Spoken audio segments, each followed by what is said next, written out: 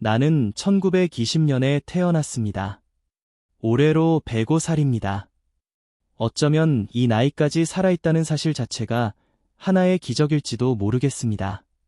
하지만 기적이라고 해서 매일이 가볍기만 한 것은 아닙니다. 어젯밤에도 잠들기 전 이런 생각을 했습니다. 내일은 좀 나아질까? 이 질문은 아마도 나뿐 아니라 이 영상을 보고 계신 여러분, 특히 50을 넘기고 60을 바라보는 분들의 마음속에도 한 번쯤 스쳤을 것입니다.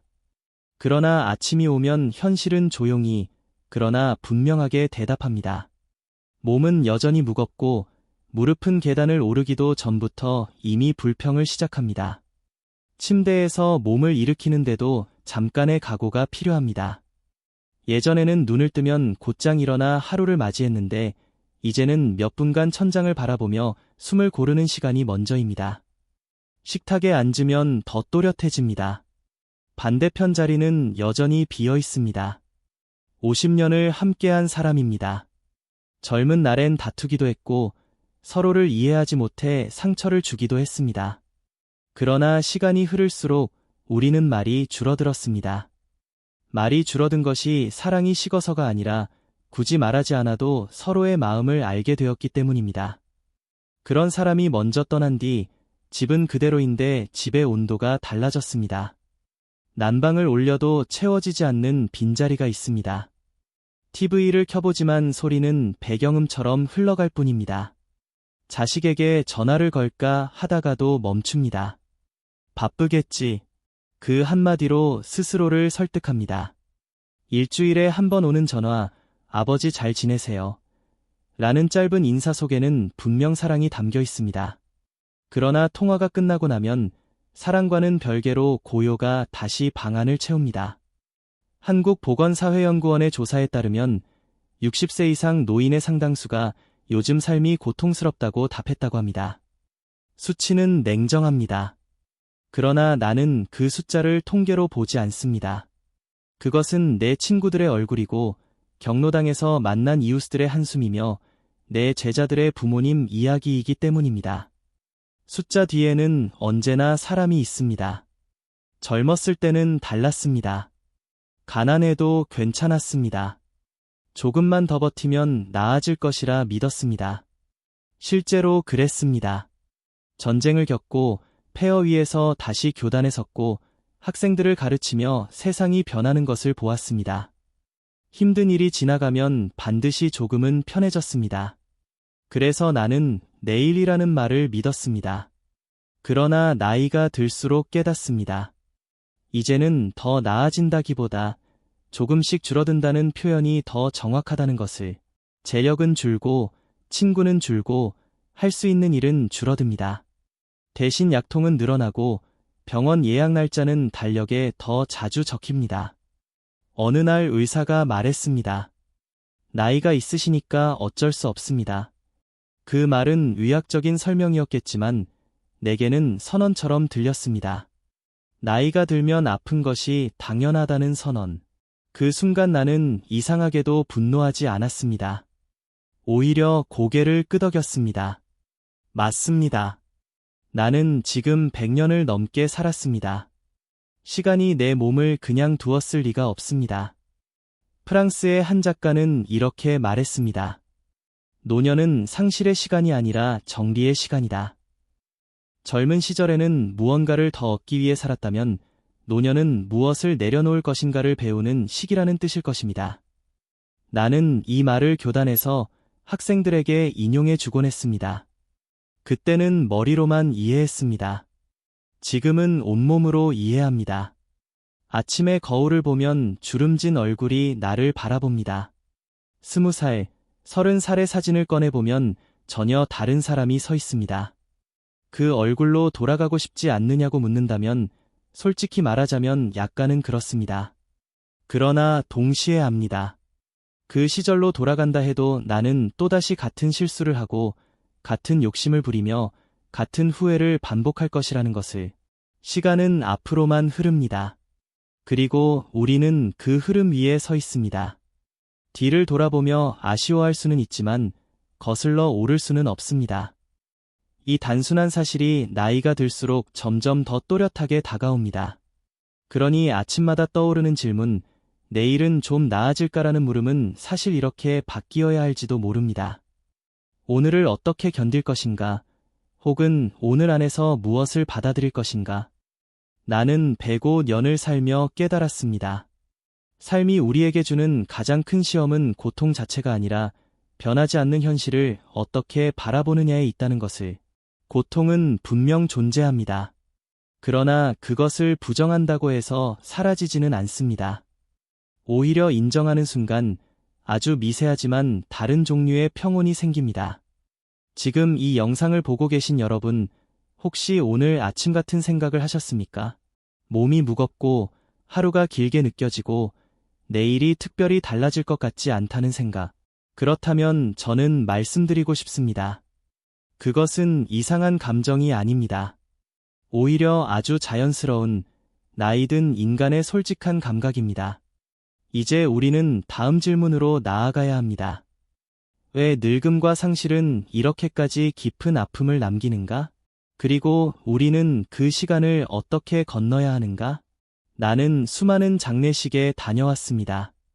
친구의 장례식, 동료 교수의 장례식, 제자의 부모님 장례식, 그리고 마침내 내 아내의 장례식까지. 100년을 넘게 살다 보니 떠나는 사람보다 남는 사람이 되는 시간이 길어졌습니다. 젊은 시절에는 죽음이 뉴스 속 이야기였지만 이제는 전화벨 소리만 울려도 가슴이 먼저 내려앉습니다. 늙음은 어느 날 갑자기 오지 않습니다. 아주 천천히, 그러나 분명하게 다가옵니다. 계단을 오를 때 한 번 쉬게 되고 돋보기 없이 신문을 읽기 어려워지고 밤중에 한 번 깨면 다시 잠들기 어려워집니다. 몸이 보내는 신호는 조용하지만 끈질깁니다. 나는 오랫동안 그 신호를 무시하려 했습니다. 나는 아직 괜찮다고 스스로를 설득했습니다. 그러나 몸은 정직합니다. 시간 앞에서 누구도 예외가 아닙니다. 한국은 이제 세계에서 가장 빠르게 늙어가는 나라 중 하나가 되었습니다. 통계청 자료에 따르면 고령 인구 비율은 해마다 가파르게 상승하고 있습니다. 이 숫자는 단순한 인구 구조의 변화가 아닙니다. 그것은 각 가정의 식탁, 병원 대기실, 텅 빈 거실, 소파 위에 놓인 현실입니다. 나 혼자 늙는 것이 아니라 사회 전체가 함께 늙어가고 있습니다. 나는 교단에 있던 시절 학생들에게 이런 말을 자주 했습니다. 젊음은 가능성의 시간이고 노년은 진실의 시간이다. 젊을 때는 무엇이든 될 수 있다고 믿습니다. 그러나 나이가 들면 무엇이 될 수 없는지가 더 또렷해집니다. 돌아갈 수 없는 시간, 회복되지 않는 체력, 다시는 잡을 수 없는 손. 이 불가능의 목록이 길어질수록 마음은 조금씩 움츠러듭니다. 아내가 아프다고 했던 날을 나는 아직도 잊지 못합니다. 병원 진료실에서 의사의 표정이 바뀌는 순간 세상이 잠시 멈춘 듯 했습니다. 그날 이후 우리의 일상은 병원 일정표에 맞춰 돌아갔습니다. 나는 강의하듯 차분하게 설명을 들었지만 집으로 돌아오는 길에는 손이 떨렸습니다. 아내의 손을 잡고 괜찮아라고 말했지만 사실은 내가 더 두려웠습니다. 간병은 사랑의 또 다른 얼굴입니다. 밤새 뒤척이는 숨소리를 듣고 약 시간을 챙기고 고통을 대신해 줄 수 없다는 무력감을 견디는 일.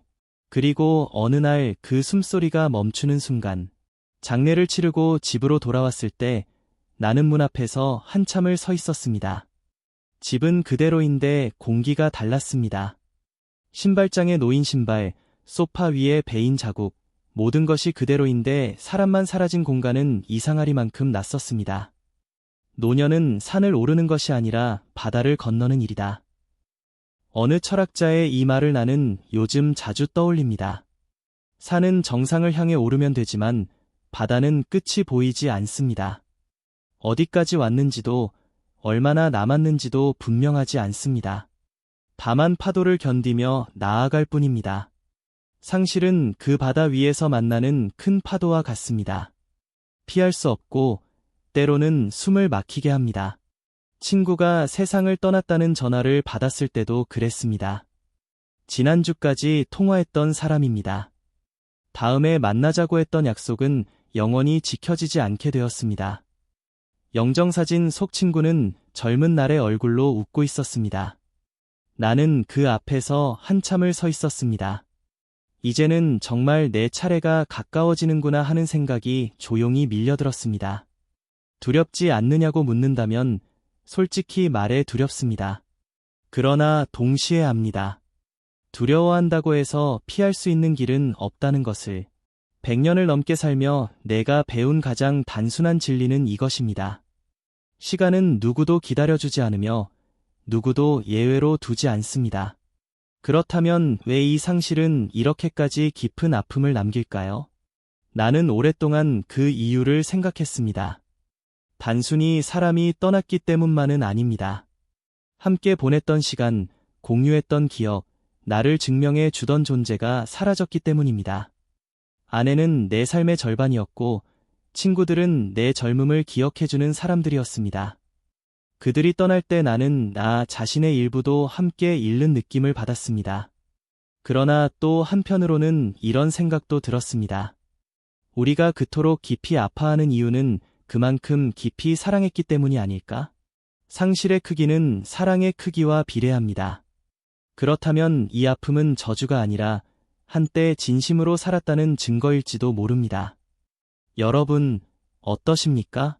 부모를 떠나보냈거나 친구의 부고를 들었거나 혹은 아직은 건강하지만 언젠가 올 이별을 생각하며 마음 한켠이 설레인 적이 있지 않습니까? 그렇다면 그것은 약함이 아니라 인간으로서 지극히 정상적인 감각입니다. 늙음과 상실은 피할 수 없습니다.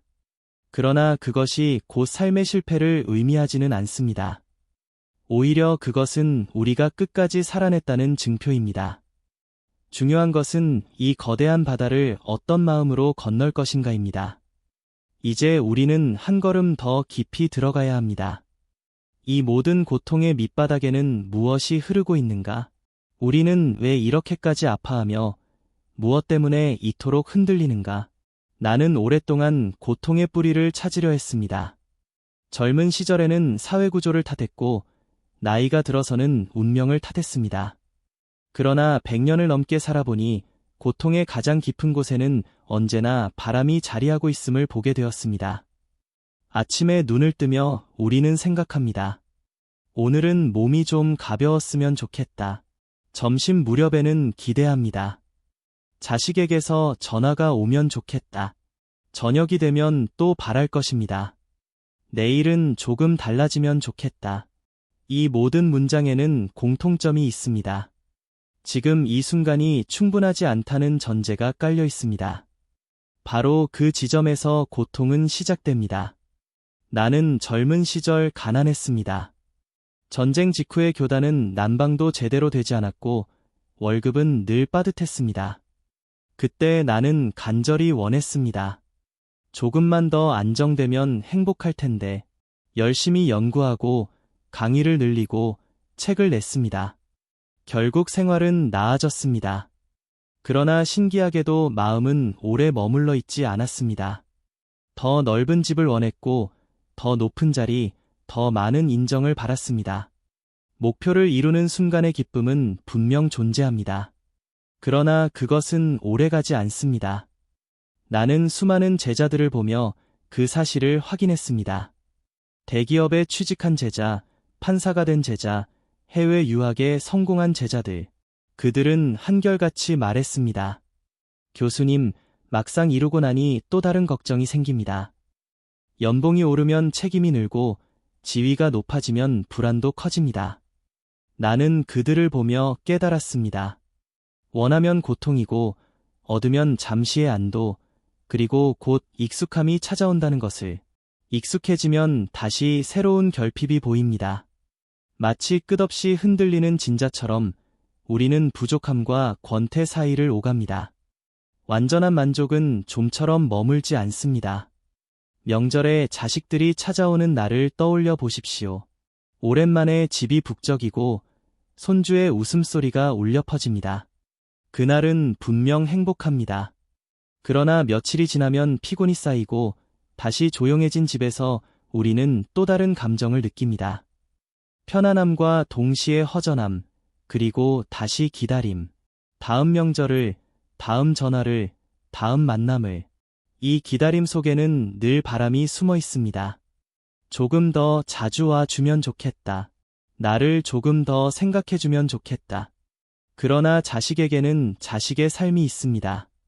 통계에 따르면 중장년층 상당수는 부모 부양에 대한 부담과 동시에 자녀 양육, 직장 스트레스를 함께 짊어지고 있다고 합니다.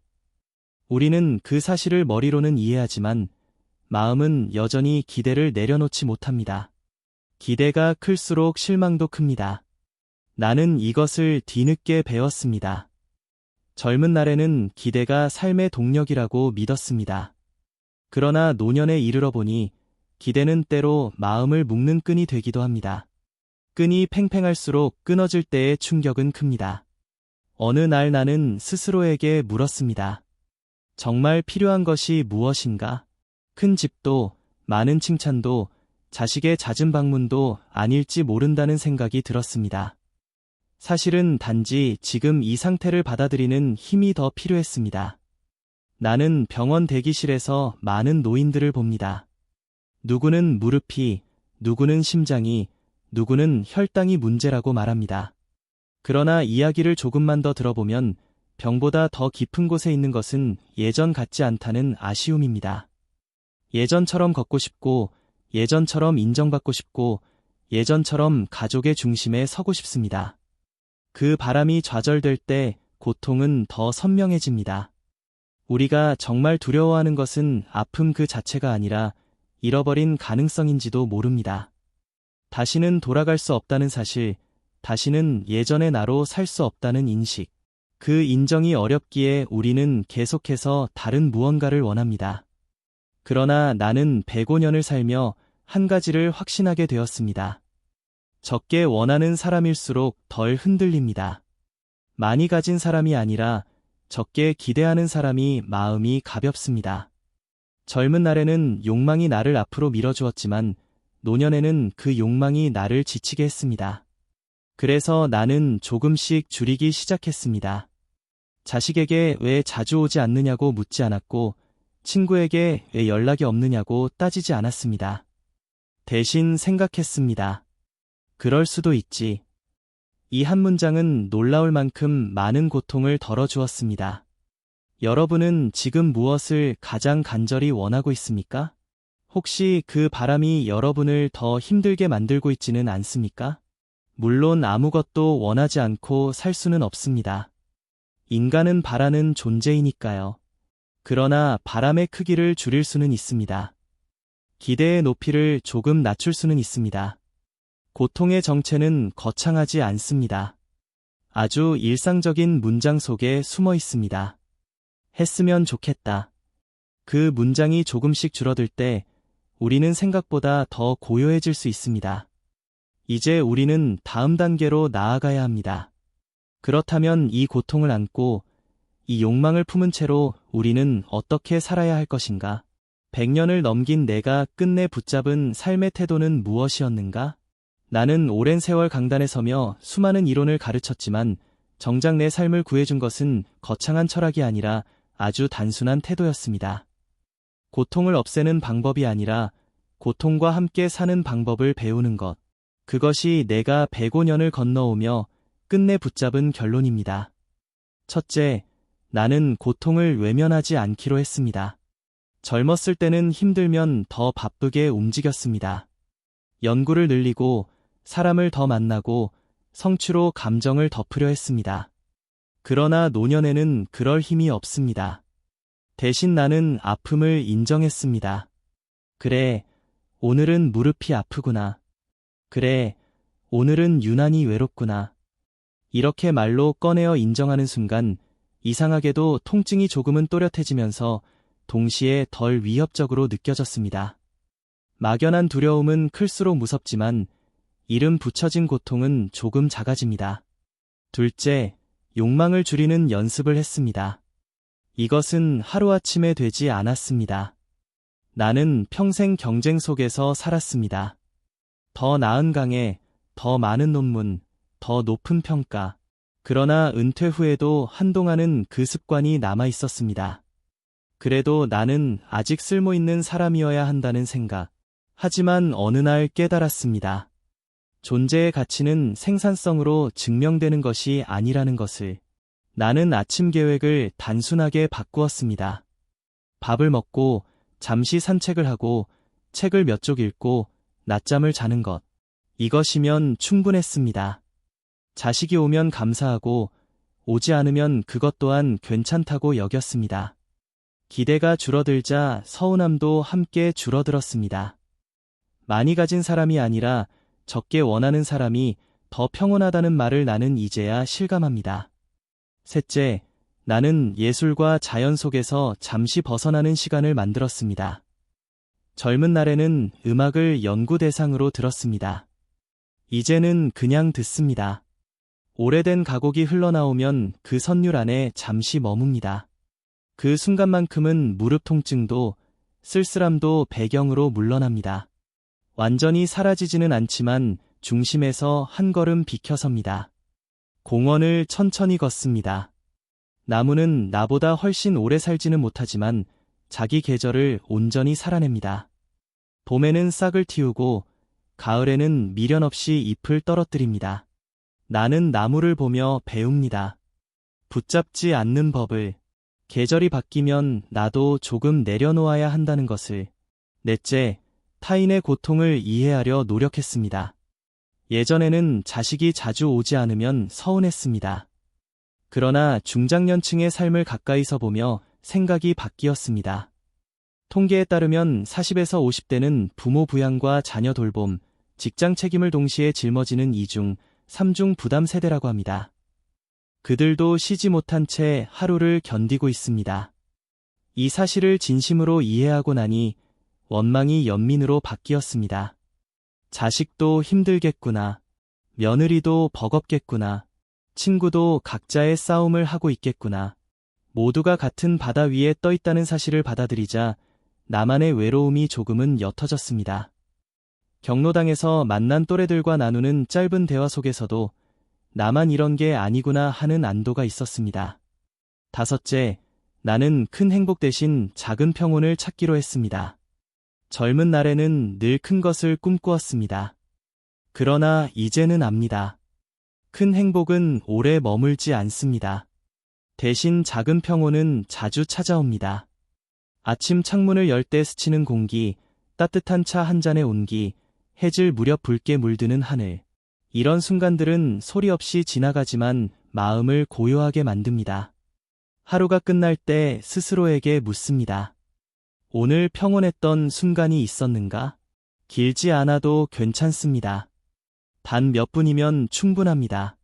그 몇 분이 모여 하루가 되고 그 하루가 쌓여 한 달이 되고 그렇게 남은 생을 채워갑니다. 여러분께도 묻고 싶습니다. 지금 이 순간 꼭 붙잡고 있는 기대가 하나 있지 않습니까? 혹시 그것을 조금 내려놓는다면 숨이 조금은 편해지지 않겠습니까? 우리는 더 이상 모든 것을 이룰 나이가 아닐지도 모릅니다. 그러나 여전히 태도를 선택할 수 있는 나이입니다. 이제 마지막으로 남은 질문이 있습니다. 이 모든 고통과 평온을 안고 결국 우리가 맞이하게 될 죽음은 어떻게 바라보아야 하는가? 나는 그 질문 앞에서 오래 서 있었습니다. 그리고 마침내 나름의 답을 얻게 되었습니다. 나는 이미 여러 번 죽음의 문턱을 가까이에서 보았습니다. 전쟁터에서 동료를 잃었고 병원 중환자실 앞에서 밤을 새웠으며 사랑하는 아내의 마지막 숨을 지켜보았습니다. 그러니 이제 와서 죽음을 모른 척할 수는 없습니다. 105년을 살았다면 죽음은 두려움이기 이전에 예정된 약속과도 같습니다. 젊었을 때 나는 죽음을 실패로 여겼습니다. 아직 해야 할 일이 남았는데, 아직 이루지 못한 것이 많은데 너무 이르다고 생각했습니다. 그러나 노년에 들어서자 생각이 조금 달라졌습니다. 이제는 대부분의 역할을 내려놓았습니다. 교수라는 직함도, 가장이라는 책임도, 사회적 자리도 하나씩 정리되었습니다. 남은 것은 한 인간으로서의 나 자신뿐입니다. 어느 노철학자는 말했습니다. 노년은 삶의 결산서다. 이 말이 나는 참 좋습니다. 결산서는 이익과 손실을 모두 기록합니다. 잘한 일도, 후회되는 일도, 사랑도, 상처도 빠짐없이 적힙니다. 그리고 마지막에 남는 숫자가 바로 나입니다. 완벽하지 않아도 괜찮습니다. 적자가 조금 있어도 괜찮습니다. 중요한 것은 끝까지 장부를 덮지 않고 살아냈다는 사실입니다. 나는 가끔 이런 상상을 합니다. 죽음이 아주 조용히 내 어깨를 두드린다면 나는 어떤 표정으로 돌아볼 것인가? 예전 같으면 억울함이 먼저였을 것입니다. 조금만 더 시간을 달라고 매달렸을지도 모릅니다. 그러나 지금은 생각이 다릅니다. 이미 충분히 긴 시간을 살았습니다. 사랑도 해보았고, 실패도 해보았고, 제자들의 성장을 지켜보았습니다. 울고 웃으며 계절을 100번 넘게 건넜습니다. 죽음을 두려워하는 이유는 그것이 미지이기 때문일 것입니다. 그러나 한편으로는 이렇게도 생각해봅니다. 우리가 매일 밤 잠들 때 잠이 완전히 어떤 상태인지 알지 못해도 두려워하지는 않습니다. 그저 몸을 맡깁니다. 죽음도 어쩌면 더 깊은 잠과 비슷할지 모릅니다. 더 이상 원하지 않아도 되고, 더 이상 비교하지 않아도 되며, 더 이상 아픔을 견디지 않아도 되는 상태. 나는 죽음을 미워하고 싶지는 않습니다. 사랑하는 사람을 남겨두고 떠나는 일은 여전히 아프고, 남겨진 사람의 눈물은 무겁습니다. 그러나 적어도 나 자신의 죽음에 대해서만큼은 조금은 담담해지고 싶습니다. 그것은 삶을 포기하는 태도가 아니라 삶을 끝까지 인정하는 태도라고 믿습니다. 지금 이 영상을 보고 계신 40대, 50대, 60대 여러분께 조용히 말씀드리고 싶습니다. 죽음은 아직 멀어 보일지 모릅니다. 그러나 언젠가는 모두에게 다가옵니다. 중요한 것은 언제 오느냐가 아니라 그때까지 어떻게 살 것이냐입니다. 혹시 아직도 마음속에 미처 풀지 못한 원망이 있습니까? 부모에 대한, 자식에 대한, 배우자에 대한, 혹은 자기 자신에 대한. 죽음이 가까워질수록 그런 감정은 짐이 됩니다. 가능하다면 지금 조금씩 내려놓으십시오. 용서가 완벽하지 않아도 괜찮습니다. 다만 붙잡고만 있지는 마십시오. 나는 요즘 하루를 마치며 이렇게 중얼거립니다. 오늘도 잘 살았다. 거창한 성취가 없어도 괜찮습니다. 큰 기쁨이 없어도 괜찮습니다. 아침에 눈을 떴고, 밥을 먹었고, 잠시 햇빛을 보았고, 누군가를 떠올렸다면 그것으로 충분합니다. 삶은 거대한 축제가 아니라 조용한 연속입니다. 삶이 본질적으로 고통의 요소를 품고 있다는 사실을 부정하지 마십시오. 늙음과 상실, 외로움과 욕망은 누구에게나 찾아옵니다. 그러나 그것을 직시하고 욕망을 조금 줄이고 작은 평온을 모으며 타인의 고통을 이해하려 했을 때 우리는 이미 한 단계 성숙해집니다. 죽음은 모든 것을 빼앗는 도둑이 아니라 긴 여정을 마무리하는 종착역일지도 모릅니다. 종착역이 있기에 우리는 지금 이 순간의 풍경을 더 또렷이 볼 수 있습니다.